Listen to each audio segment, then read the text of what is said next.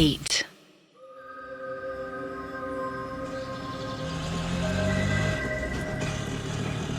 खराब सड़क थी और जंगल के बीच से होते हुए जा रही थी। एक पुराना सा ऑटो उसी रास्ते पर किसी तरह खड्डों से बचते हुए आगे की तरफ बढ़ता जा रहा था। अरे साहब जी, कहाँ ले आए हो मुझे? ये जगह सही नहीं है। जैसे जैसा मुझे बताते जा रहे हो मैं तो वैसे वैसे आपको लेकर जाता जा रहा हूँ, पर जाना कहाँ है? इस रास्ते का तो कोई अंत नहीं दिख रहा, और अंत ही है ये तो एक तरह से। इतनी खराब सड़कें, यहाँ तक तो सरकार का विकास नहीं पहुँचा, आप कहाँ से पहुँच गए? उसने शिकायत करते हुए कहा, जिस पर पीछे बैठे वेदा बोले, अरे भाई, तुझे दिए ना 1000 रुपये और तूने कहा था जहाँ तक मैं कहूँगा वहाँ तक लेके जाएगा, तो अब क्यों रो रहा है? बस थोड़ी दूर और जाना, मैं तुझे बोल दूंगा जहाँ पर रुकना होगा, बस वहाँ पे हमें उतार देना। ऑटो ड्राइवर ने रेयर मिरर से देखा। पिछली सीट पर 2 लड़कियां बैठी हुई थी। एक ने साड़ी पहनी हुई थी और एक ने सूट, और उसके सामने 2 आदमी। एक की उम्र यही कुछ 27 साल की और एक की 29। ऑटो ड्राइवर को कुछ गड़बड़ लगी तो वो बोला, साहब, समझता हूँ मैं आपका इरादा क्या है, पर ऐसी जगह ठीक नहीं है, यहाँ जानवर काफ़ी रहते हैं। देखो नहीं कि आप जंगल में मंगल करने आए हो और हो जाए कोई कांड। आर्यन के सर की नस खींची और वो बोला, अबे ओए, फालतू सोचने को बोल दो तुम्हें बस। हम रिसर्चर्स हैं, यहाँ एक खास पेड़ की तलाश में आए हैं, समझे? अपनी सोच को सुधारो, दुनिया अपने आप सुधर जाएगी। फालतू की बात सोचता है। जिस पर वेद उसे शांत कराते तभी स्मृति के पिता ने कहा, जो आगे की तरफ थे, वेदांत, बस यहाँ से थोड़ी दूर और, हम वक्त पर पहुँच चुके हैं। बस में अंधेरा होने से पहले उनकी कुटिया तक पहुँचना होगा, और वो जंगल के बीच में है, वहाँ तक जाने में भी समय लगेगा, इसलिए तेजी से उस कुटिया की ओर जाना होगा, अंधेरा होने से पहले। वेदा ने हामी भरी। ऐसे ही और थोड़ी देर बाद ऑटो रुका। ऑटो के वहां से जाते ही वो जंगल के अंदर जाने लगे। सर, यहाँ जानवर वगैरह तो नहीं होंगे ना? कहीं टाइगर आ गया तो?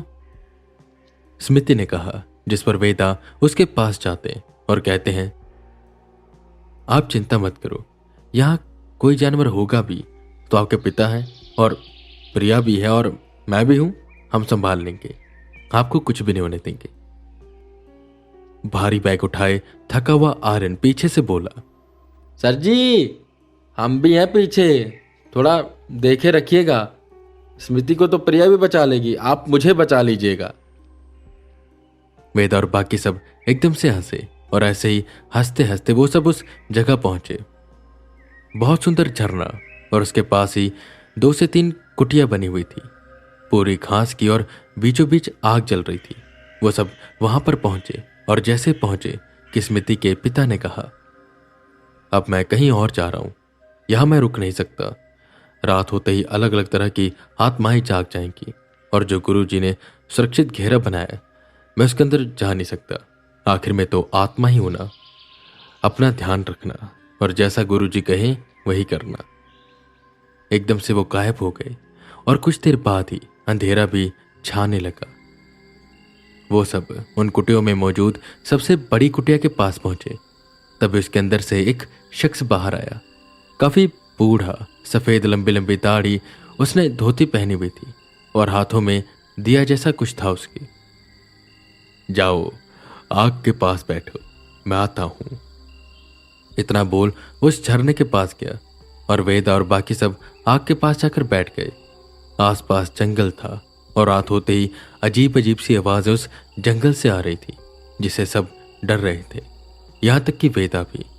एक तो तेज बहता झरना, और दूर दूर तक जंगल, जिसमें तरह तरह के जानवर रहते थे, और ना सिर्फ जानवर, ऐसी शक्तियां जो कि बहुत ही खतरनाक थी। और वहां पर बस रोशनी के 2 स्रोत थे, एक चांद से आती हल्की हल्की रोशनी, और दूसरी आग, जो कि बहुत ही धीमी चल रही थी।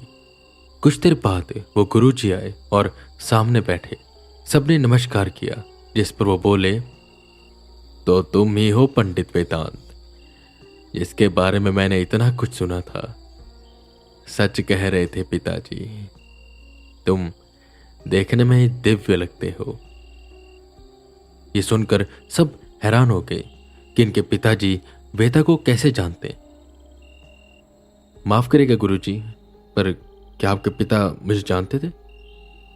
जिस पर हंसते हुए वो गुरुजी बोले, हाँ हाँ जानते हैं, उन्होंने ही तो वो जो शैतान का सिंह था देवलोक में रखा।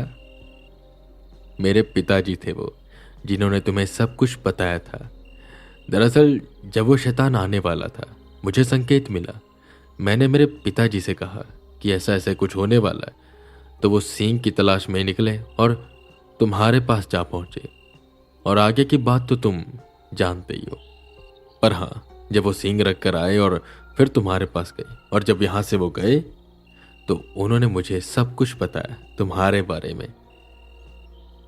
खैर, सब कुछ शांत सा हो गया था, पर एक प्रलय था जो आने वाला था। मैं जानता था कि वह असुर आज नहीं तो कल आजाद जरूर होगा। खैर, मुझे उसका संकेत नहीं आया कि वो आजाद हो चुका है, पर अंदर से एक शक्ति है जिसने मुझे बताया कि वो जाग चुका है, पर अभी पूर्ण रूप से नहीं। वो तुम्हारे किसी जान पहचान वाले आदमी के पास ही है। खैर, आज मैं तुम्हें ज्यादा कुछ नहीं बताऊंगा, अभी हमारे पास काफी समय है। बेटियों, रसोई घर में जाओ, सब्जियां रखी है, खान पान का सामान भी है, खाना बना लो। थोड़ा थके भी होगे, मैं कहाँ तुम सबका खाना बना पाऊंगा। और तुम लड़कों यहीं पर बैठो, तुम्हें कुछ बातें बतानी है। प्रिया और स्मृति उठकर चली गई एक कुटिया की ओर खाना बनाने के लिए, और वहीं गुरुजी बोले, माफ करना, मैंने उन्हें भेज दिया खाना बनाने के लिए। दरअसल ये बातें हम स्त्रियों के सामने ना करें तो बेहतर है। दरअसल हमारी जो पीढ़ी है वो बरसों से यहाँ पर रहती आई है। हमारा कार्य रहता है हम उनकी सहायता करें जिन्हें भगवान ने चुनकर इस दुनिया में भेजा होता है। जैसे कि तुम, हमारे पास ज्ञान है हर उस पुरानी चीज़ों के बारे में जो आने के लिए खतरा बन सकती है। बस हमें उस खतरों के बारे में बताना है, बाकी तुम जानो। मैं कोई ब्राह्मण नहीं हूँ, मैं कोई क्षत्रिय नहीं हूँ, मैं बस एक मानव हूँ जो तुम्हें राह बताएगा। और हमारी माता नहीं होती, बस पिता होते हैं। खैर, अब तुम सोच रहे होगे कि अगर बस हमारे पिता होते हैं तो हम कैसे इस दुनिया में आते हैं। तो ये चीज़ बहुत पहले से चली आ रही है। मैं तुम्हें अपनी बात बताता हूँ। इससे पहले मैं शहर में रहता था। मेरा जन्म एक कोठे में हुआ था। वहीं पर मैं पला बड़ा, मेरी पढ़ाई वगैरह हुई, और तब तक मुझे कुछ भी याद नहीं था।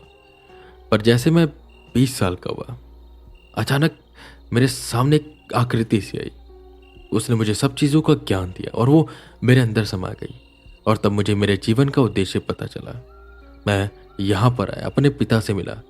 उन्होंने मुझे सारी चीज़ें सिखाई, शुरू से लेकर अंत तक सब कुछ मुझे बताया। और फिर उनका देहांत हो गया। दरअसल हमारे कुल में ऐसा होता है कि यहाँ पर माताओं को नहीं लाते हैं। जब मैं 30 साल का हुआ तो मैं शहर में गया, किसी कोठे में। वहाँ पर जाके हम अपना अंश छोड़ते हैं। अंश बहुत सी जगहों पर छोड़ते हैं, पर उनमें से कोई एक अंश ही ऐसा होता है जो हमारी इस गति को आगे संभालता है। जैसे कि मेरे पिता के लिए मैं, जब मेरे पिता 30 साल के हुए थे तब वो भी शहर गए थे। वहाँ पर उन्होंने अपने अंश कई जगह पर छोड़े, पर उनमें से बस एक मैं ही हूँ जिन्हें चुना गया। ऐसे ही आगे हमारा बढ़ता रहता परिवार। अब इसके बारे में मैं बेटियों के सामने नहीं बताना चाहता था, इसलिए मैंने उन्हें जाने को कहा। बाकी मैंने तुम्हें अपने बारे में अच्छे से बता दिया है, और अब मैं तुम्हें इस दुनिया के बारे में बहुत सी चीज़ें बताऊंगा। ऐसी चीज़ों के बारे में भी बताऊंगा जो शायद तुमने कभी सुनी ना हो। ये सुनारन और वेदा हामी भरते हैं और सोचने लग जाते हैं कि अब आगे वो क्या बताएंगे। ऐसा क्या जो उन्हें काफी चौंका देगा और डरावने राजों से पर्दा उठाएगा।